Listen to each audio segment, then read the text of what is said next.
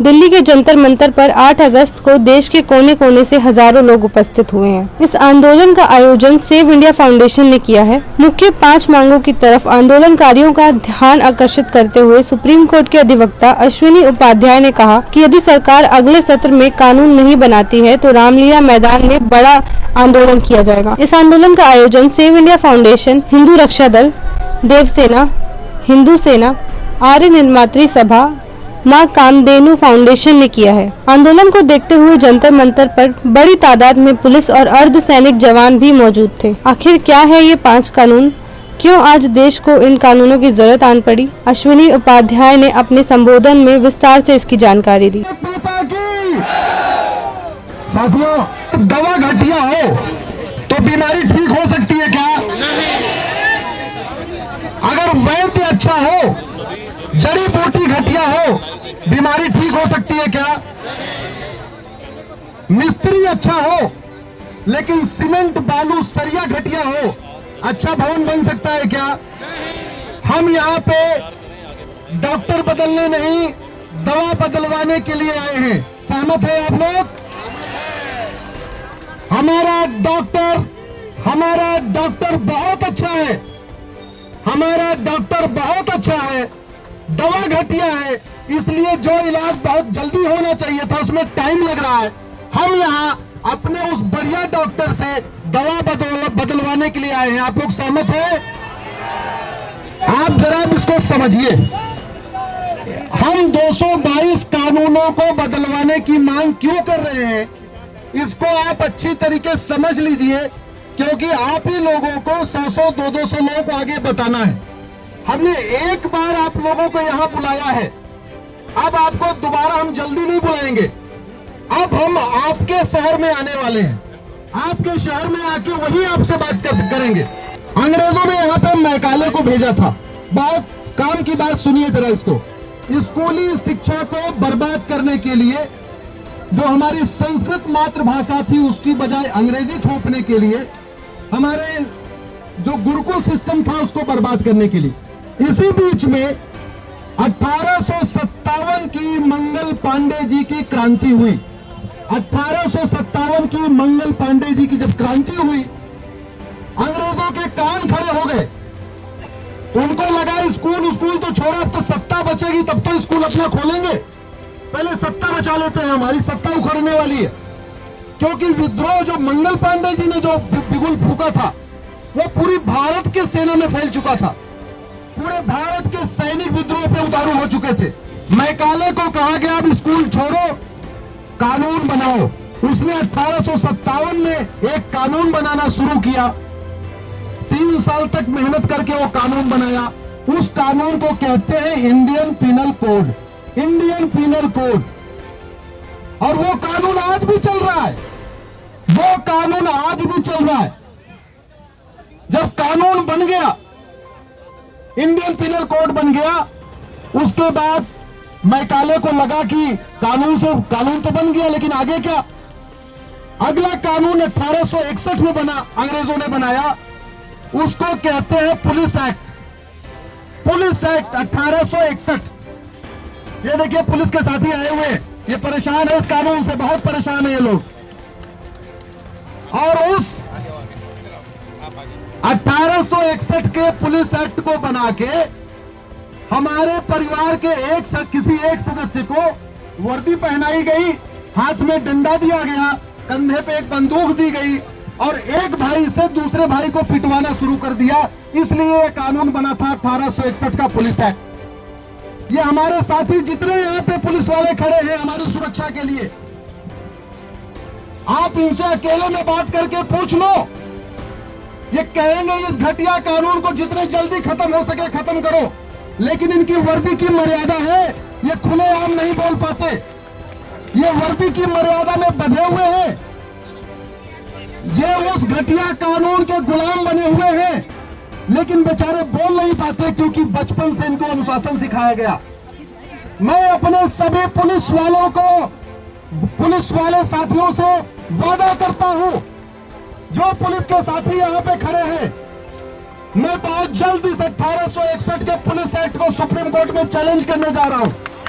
1860 का मैकाले द्वारा बनाया गया पुलिस एक्ट मैंने चैलेंज किया है। गूगल आप करेंगे Indian Penal Code Ashwini Upadhyay, आपको गूगल पे पूरी डिटेल मिलेगी। हमने चैलेंज कर दिया है। उसके बाद अगला टारगेट 1861 का पुलिस एक्ट है।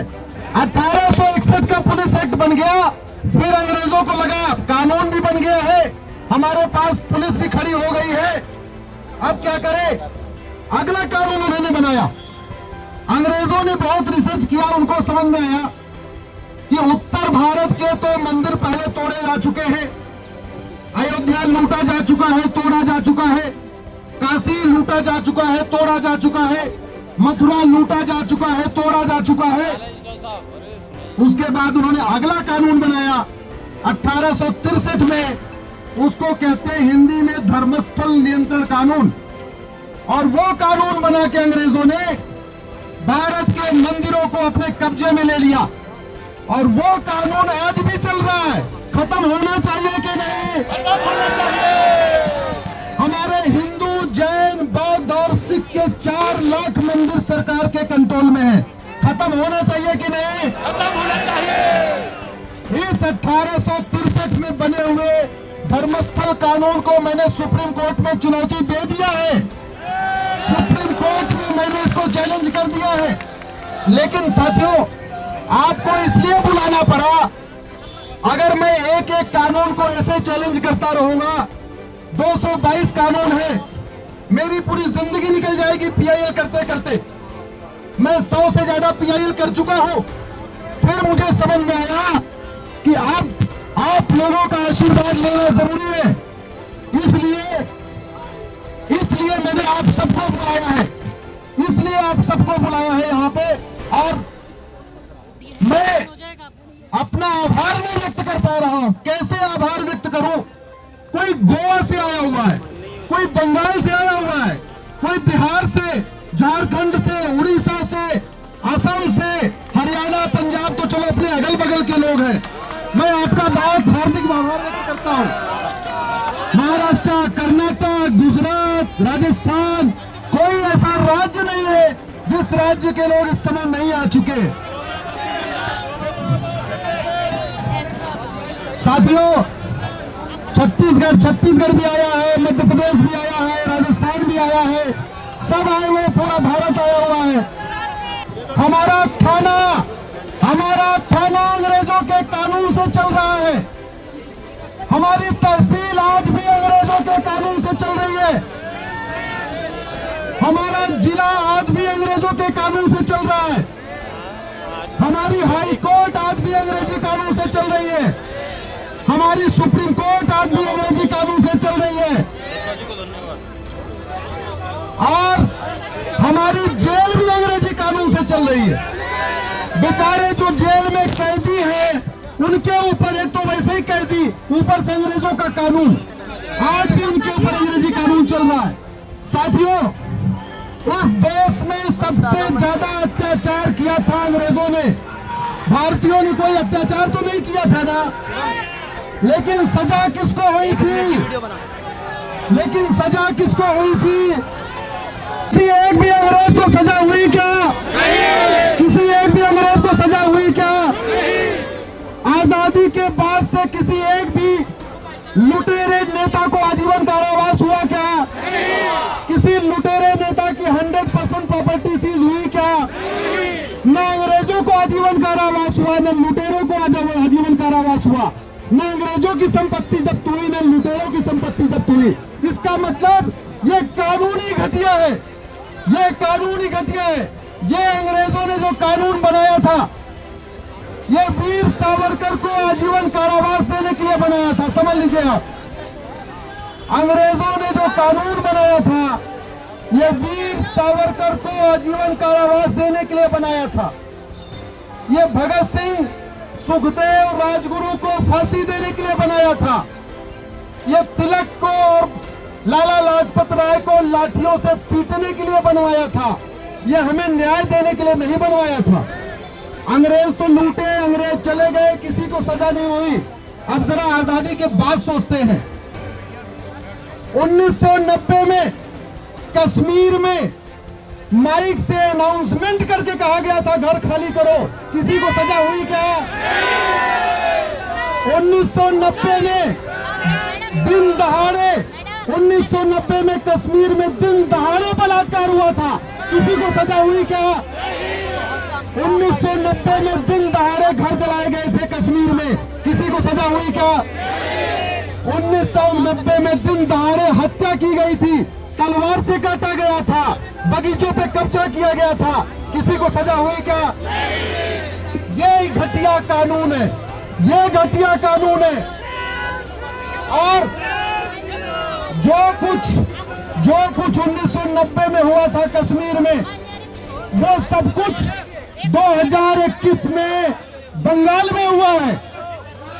बंगाल में भी हत्या हुई है, बंगाल में भी बलात्कार हुआ है, बंगाल में भी घर जलाया गया है, बंगाल में भी पलायन हुआ है। और मैं आपको लिख के देता हूं, मैं जितना मुझे कानून का ज्ञान है मैं आपको लिख के देता हूं। ये अगर घटिया कानून नहीं बदले गए, जिस तरीके से कश्मीर में किसी को कुछ नहीं हुआ, बंगाल में भी किसी को कुछ नहीं होगा। साथियों, गरीबों को केवल तारीख पे तारीख मिल रही है, न्याय नहीं मिल रहा है। इसका मूल कारण ये घटिया अंग्रेजी कानून है। आज की डेट में थाने दलाली के अड्डे बने हुए हैं, इसका ये मूल कारण घटिया अंग्रेजी कानून है। आज की डेट में ईमानदार को थाने जाने से डर लगता है और दलाल जाके थाने बैठे रहते हैं। उसका मूल कारण ये 1861 का पुलिस एक्ट है। 1800 इस पुलिस एक्ट के कारण पुलिस में केवल इतना बदलाव आया है, वर्दी वही है, डंडा वही है, राइफल वही है, अंतर केवल इतना आया, जो पहले वायसराय की गुलाम थी अब सत्ता की गुलाम हो गई, और कुछ नहीं हुआ। और यही कारण हुआ जब 1990 में हत्या, बलात्कार, आगजनी होती रही, पुलिस चुपचाप मूक दर्शक देखती रही, उसने गोली नहीं चलाई। अभी बंगाल में जो कुछ होता रहा, बंगाल में भी पुलिस चुपचाप मूक दर्शक देखती रही, उसने गोली नहीं चलाई, क्योंकि वो सत्ता की गुलाम है। और वो पुलिस वाला हमारा भाई है, वो पुलिस वाला हमारा भाई है, लेकिन डरता है कि अगर मैं किसी जिहादी को गोली चला दूंगा मेरा रातों रात ट्रांसफर हो जाएगा। उसको डर लगता है कि अगर मैं कोई कार्रवाई कर दूंगा रातों रात मुझे सस्पेंड कर दिया जाएगा। काले कानून बदलो। 24 घंटे पुलिस उस डर के साए में रो रही है। 1872 का अंग्रेजों ने एक कानून बनाया 1872 में, जरा इसको ध्यान से समझिए। आज की डेट में जो गवाहों के बयान होते हैं उसी अंग्रेजी कानून से होते हैं, और नतीजा ये निकलता है, एक विष्णु तिवारी को 20 साल के लिए जेल में डाल दिया जाता है, लेकिन आलू को सोना बनाने वाले बाहर घूम रहे, गमले में गोभी उगाने वाले बाहर घूम रहे, छत पे बैगन पैदा करने वाले बाहर घूम रहे। आप जरा सोचिए, जिन लोगों ने ये कानून कितना घटिया है सोच लीजिए आप। जिन लोगों ने अयोध्या में कार सेवकों पे गोली चलाई थी, कुछ हुआ क्या? कुछ हुआ? क्यों? क्योंकि 1861 के पुलिस एक्ट के कारण पुलिस सत्ता की गुलाम है। इसलिए पुलिस को स्वतंत्र बनाना, पुलिस को निष्पक्ष बनाना, पुलिस को प्रभावी बनाना बहुत जरूरी है। अफ्रीका में महात्मा गांधी की परपोती ने 3 करोड़ का घोटाला किया था। ध्यान से सुनिए, ये घटिया कानून बदलना क्यों जरूरी है, इस घटिया कानून को बदलना क्यों जरूरी है समझिए। 1863 अफ्रीका में महात्मा गांधी की परपोती ने 3 करोड़ का घोटाला किया और उससे 3 करोड़ वसूला गया और 7 साल की सजा हुई। साथियों, एक चीज बताइए, भगत सिंह फांसी पे चढ़े थे क्या घटिया अंग्रेजी कानूनों के लिए?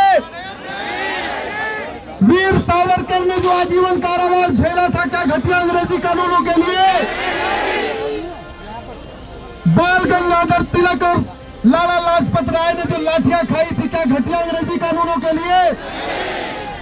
ये अंग्रेजी कानून भारत के लोगों से पूछ के नहीं बनाए गए थे। कानून जो है बनता है तो पहले ड्राफ्ट बनता है, उसको वेबसाइट पे डाला जाता है, जनता का सुझाव लिया जाता है, उसके बाद फिर कैबिनेट पास करती है, फिर संसद में बहस होती है, तब कानून बनता है। क्या ये घटिया कानून इस तरीके से का प्रोसेस अपनाया गया था क्या? अरे ये तो लंदन में बन के आता था, यहाँ लागू हो जाता था, यहाँ पूछा ही नहीं जाता था इस कानून में करना है कि नहीं करना। जब तक ये घटिया कानून खत्म नहीं होंगे, अच्छे कानून नहीं बनेंगे, तब तक अलगाववाद खत्म नहीं होगा।